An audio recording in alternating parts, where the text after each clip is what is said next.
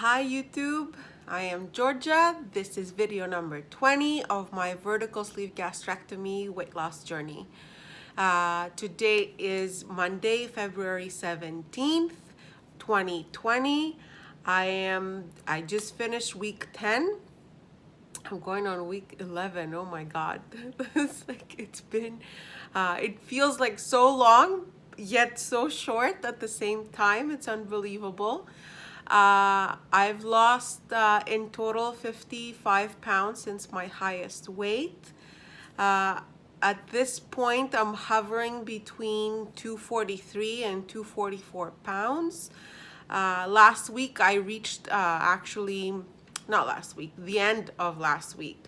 I reached 243, but this week it's another stall week for me, so I'm hovering between 243, 244, 243.6, 244.2, up and down. I think I figured out the stalls a little bit. In my previous video, like I said, 1 week I will lose like 5 pounds, 4 pounds, 6 pounds, and then the next week it will stop a little bit. Also, I feel that because I'm moving phases and I'm changing something, my body probably is getting into a shock, like, okay, what are we doing? And then it continues with a weight loss. So I'm past week 10. That means I could basically eat anything I want, in quotations. I have tried this week a couple of things that maybe I should have avoided for a few reasons. Calorie wise, depending on what I'm eating that day, I can go anywhere from 800 to 1,000. There was a day last week that I reached 1,100. I'm not proud of it, but it was 1,100 calories. Anyways, three things that I had that I probably shouldn't, or I should make it into a habit. One, popcorn. So popcorn is okay to have, but I should measure it. Popcorn is considered a slider food. I had no idea that slider foods was a thing. What does a slider food mean? It means that it can take volume, like physical volume, as you're eating it, but before you eat it. But as you're eating it, it melts down in your mouth and it kind of slides you through your digestive system, yet you're absorbing those calories. So popcorn, even though I should be having a cup of food, I can have way more than that. Way more than that. And one of the night I was watching a movie, I was not paying attention, so I wasn't practicing mindful eating, and I should, and I ate more. That's the day I reached 1,100 calories. It wasn't just the popcorn, it was because I had already eaten. It was the end of the day. I should have just had 1 cup, and I kept eating, so I racked up the calories. Second thing I had, it's not necessarily bad, but I don't want to make it into a habit. I had pasta. I had very little pasta. I had about half a cup of pasta with, like, I had mushrooms in there and chicken and stuff. So the half a cup was not just pasta, it was other things in there. I'm not making excuses, I'm just trying to describe it.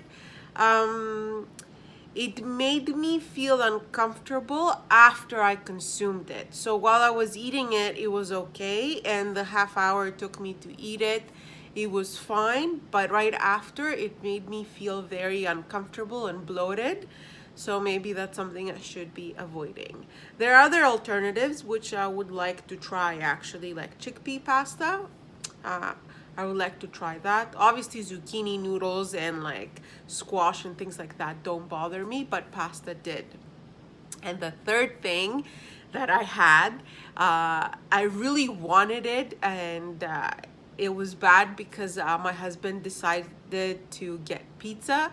He got a medium-sized pizza. He had most of it. He shouldn't have, but anyways.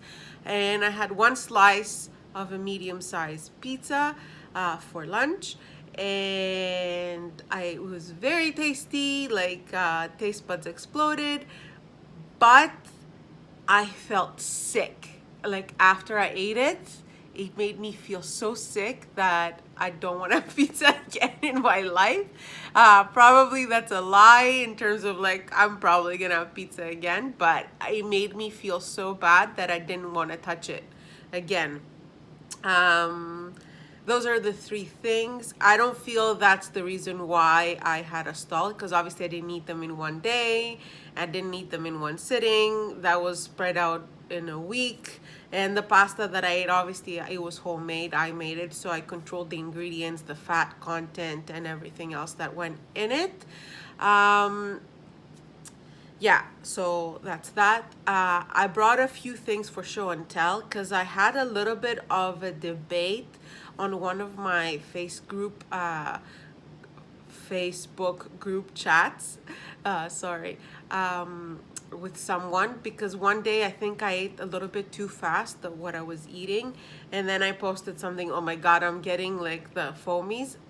I don't know if it was the foamies, but it feels like very uncomfortable, and you feel like there's like some kind of slime in your throat.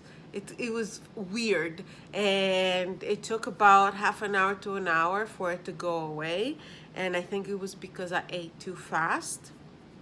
It's very tricky now in this stage because one, you can eat too fast or you can eat too much, and I have to be more mindful of my eating process and amounts. So what was the debate about? The debate was about the fact that I was asked, so how much did you eat? I said, oh, it was less than a cup. And this lady says, oh my God, a cup, it's 8 ounces. You shouldn't be eating more than 4 ounces. Now, volume versus weight. They're two different things. In my binder, it says that at this stage, actually after week 5, the goal should be to reach about a cup of food. Not necessarily you have to eat a cup of food, but you're working your way up to a cup of food. Now, when I eat fluids like a soup or a stew, this is a cup, by the way. This is a cup. This is a lot. I can't eat this much. That's why I said less than a cup. This is half a cup. Half a cup. And this is a quarter of a cup. I'm putting my hand. I know my hand looks, because it looks bigger than my head, but I'm putting it close to the camera, so don't get scared by the sizes. Like if you want to see it over here.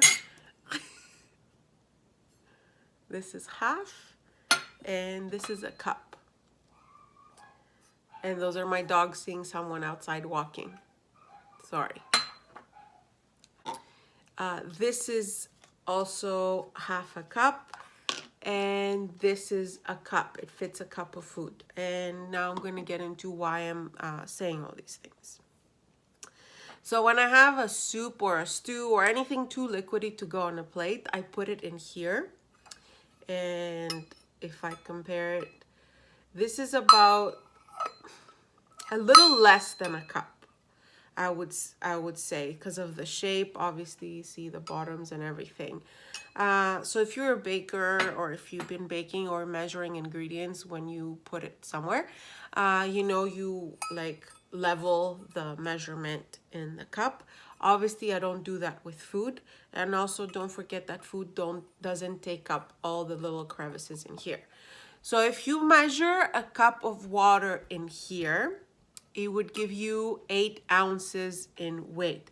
I know ounces are weird because it's both, it could be both volume and weight, but if it depends on the consistency of the matter that you are weighing or measuring.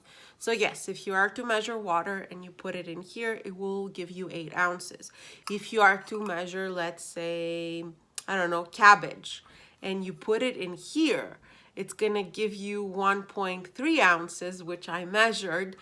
Obviously, I cannot have 4 ounces of cabbage in one sitting, because that will mean like almost 4 cups of cabbage. And no way in hell I can eat 4 cups of cabbage. So ounces and cups are not the same thing.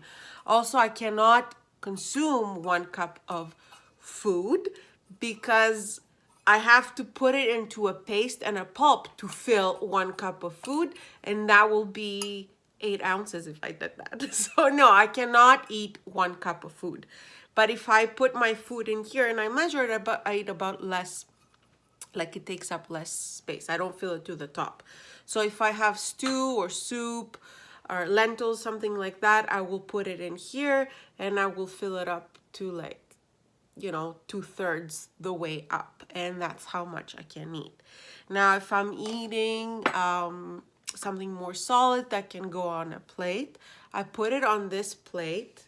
As you can see, it's a big plate because it's the size of my hand. It's also very shallow, as you can see. Obviously, I don't fill this up because I cannot eat it. If I filled it up like leveled kind of thing, obviously it's about, I don't know, less than a cup. But I'll show you some images of, I'm going to insert some images of foods that I've made that I eat. And when I put it on this plate, it takes about like this much space or this much space. But obviously it's not this high because it cannot be this high. So it takes about, I think I fit here about 4 ounces of food.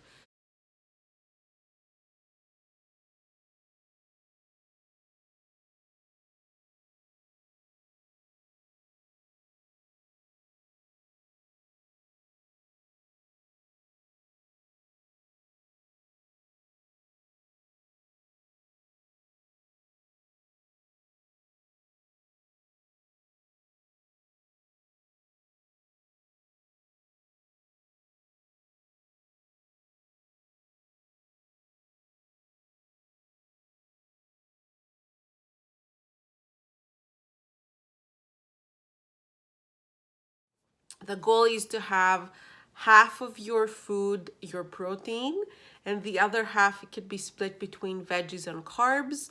Obviously healthy carbs, not pasta like I had the other day. They do recommend brown rice, whole wheat grains. What else is carb? Like potatoes, sweet potatoes. These things are okay to have, but again, you can't have more than a 1/4 cup of it. If you're gonna measure like a cup of food, you should have half a cup your protein, and then a 1/4 cup your veggies, and a 1/4 cup your carbs, or a half a cup of your veggies. Again, you're not making it into a pulp and leveling this. Approximately will fit 3 ounces of food in here and not take up all the little space.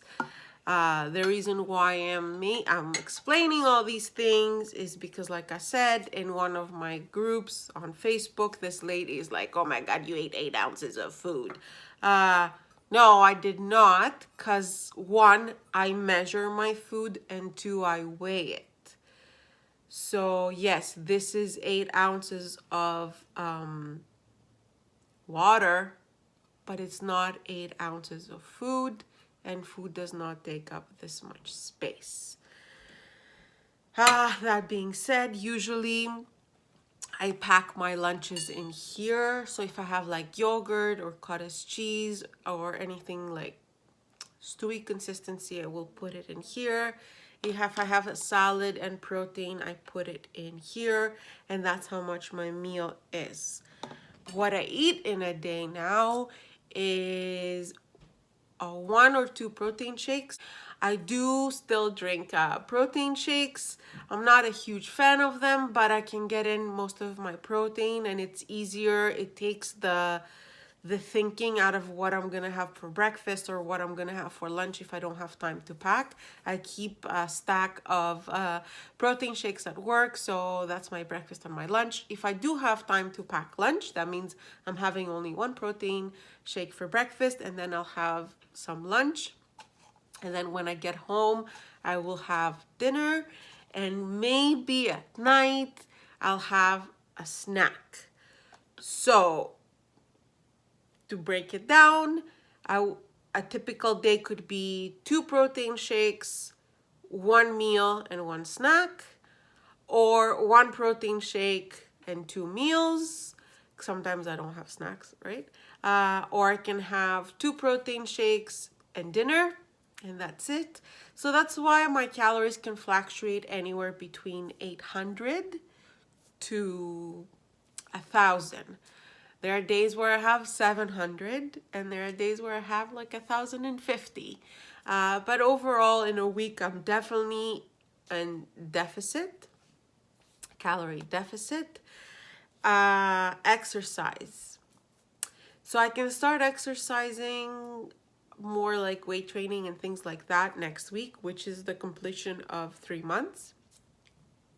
I tried to get in 6,000 steps in a day. So to walk continuously for about an hour. I don't do it all the time. Yeah, I can reach 10,000 steps, which that should be the goal. And I know steps is not exercise. I tried to go on a stationary bike. Again, I'm in Toronto, Canada. It's February. Outside, it's hard to go for a walk and things like that. A long walk, that is, because on most of the days it's really icy and snowy, and it's not very comfortable to walk in -20.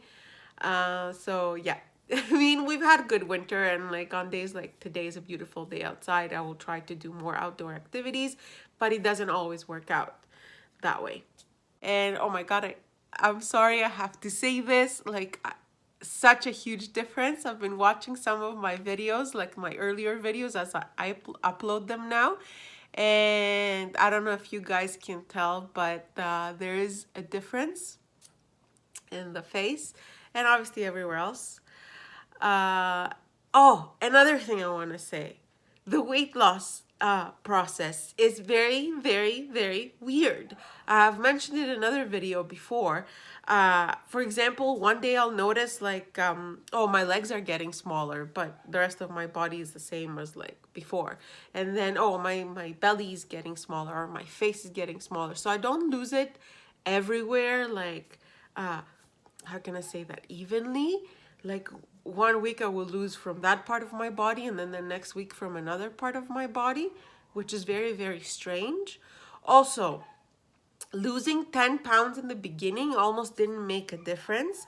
But now when I go down 5 pounds, everyone can already tell there's a difference and that I'm getting smaller.